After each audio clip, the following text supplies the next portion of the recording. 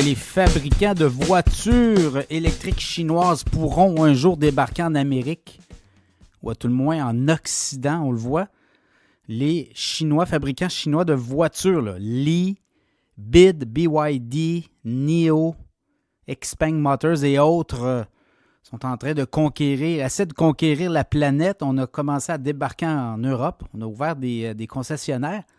Et là, les Européens sont très inquiets. Les Américains le sont tout autant. Et là, vous l'avez vu, toutes les mesures protectionnistes qu'on est en train de mettre en place, notamment pour les batteries, les voitures électriques, les batteries de voitures électriques, des subventions, ne plus savoir quoi faire. On l'a vu avec Nordvolt au Québec, on l'a aussi en Ontario et aux États-Unis, même chose, un déluge d'aide financière. Si on construit des usines de batteries et de composantes de voitures électriques en sol américain, en sol canadien, au Mexique.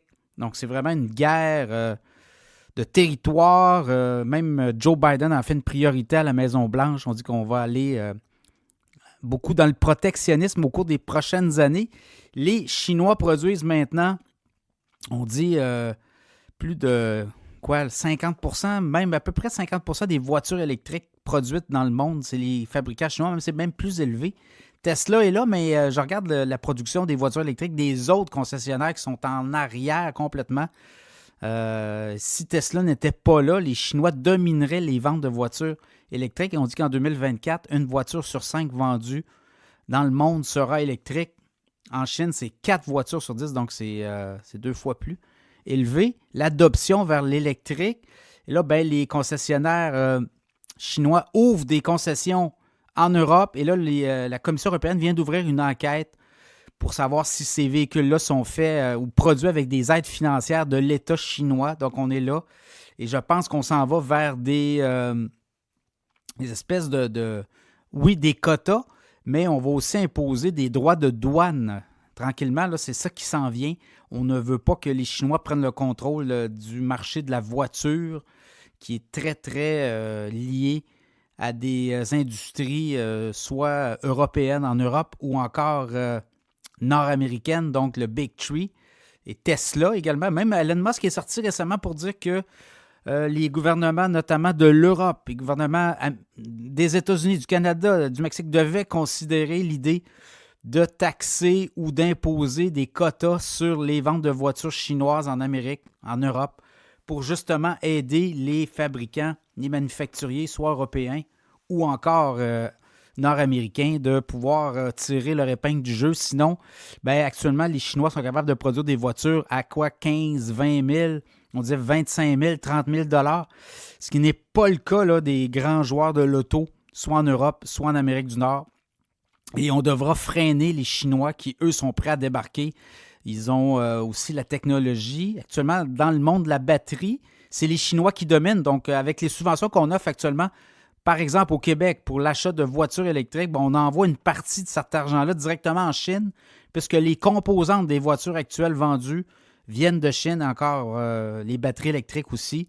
Donc, voyez-vous, là, l'espèce de dichotomie entre le fait qu'on est en train de virer à l'électrique, tout électrique au Québec, et on envoie des sommes colossales vers la Chine parce que c'est eux qui contrôlent la technologie et les composantes. Donc, on est là. Dans cette optique-là, je vois mal comment les gouvernements n'imposeront pas des quotas. Et je pense que c'est le prochain nerf de la guerre. Au niveau commercial, on va avoir des guerres commerciales. On le voit, le ton entre les États-Unis et la Chine, c'est très hargneux et je pense qu'on va aller là. D'autant plus que si Donald Trump fait son entrée à la Maison-Blanche, refait son entrée à la Maison-Blanche, là, ça pourrait être encore là très frontal. Oui, Donald Trump a eu des rencontres avec le président chinois par le passé, notamment à Mar-a-Lago, et Donald Trump est allé en Chine, je pense. Alors, clairement, oui, on se parle, mais on va être frontal et on va imposer des quotas pour sauver les industries, beaucoup d'emplois à la clé. Et on va faire du protectionnisme certainement là-dessus. Donc, à suivre. Est-ce que le virage vraiment tout électrique est aussi une bonne idée, sachant que les Chinois sont les dominants dans cette industrie-là? Est-ce qu'on pourrait commencer à regarder par le hybride? Là, je regardais GM, General Motors, qui a battu des records de revenus, des records de vente de voitures en 2023, mais annonce là, que le modèle hybride va devenir beaucoup plus populaire au cours des prochains mois chez GM. On va pousser davantage le hybride que l'électrique. Et l'électrique, c'est juste 3% des ventes chez GM. Donc, on dit qu'on a encore beaucoup de chemin à parcourir avant d'avoir du totalement électrique. Donc, dans ce contexte-là, vous voyez, là, même les fabricants, les manufacturiers commencent à mettre le pied sur la pédale de frein en disant, écoutez, c'est impensable qu'on puisse produire 100% de nos voitures dans un horizon 2030-2035, notamment 2035. Donc, je pense que là, on va voir une réalité revenir au galop. Et les Chinois, guerre commerciale à l'horizon, certainement, et des quotas, des taxes sur ces modèles-là, des voitures, parce qu'on ne permettra pas là, à ce que les fabricants, et même les fabricants de voitures nord-américains, européens, le disent à des prix de voitures électriques à 25 000, 30 000. Ça va être très dur d'en produire à une échelle où on sera rentable éventuellement. Peut-être Tesla va être capable de le faire, mais vous le voyez, Tesla est très rentable par voiture. Là, c'est entre 8 et 9 000 de profit net. Donc, on a de la marge pour Tesla. Et Tesla parle d'un modèle à 25 000 éventuellement. Mais ce n'est pas fait. Et je pense qu'on ne voudra pas non plus démolir là, toute l'industrie de la voiture. Donc, je pense que les hybrides vont venir, puis peut-être l'hydrogène par-dessus ça éventuellement. Des e-fuels, les carburants verts aussi. Donc, à suivre cette bataille entre la Chine et l'Occident pour la voiture électrique.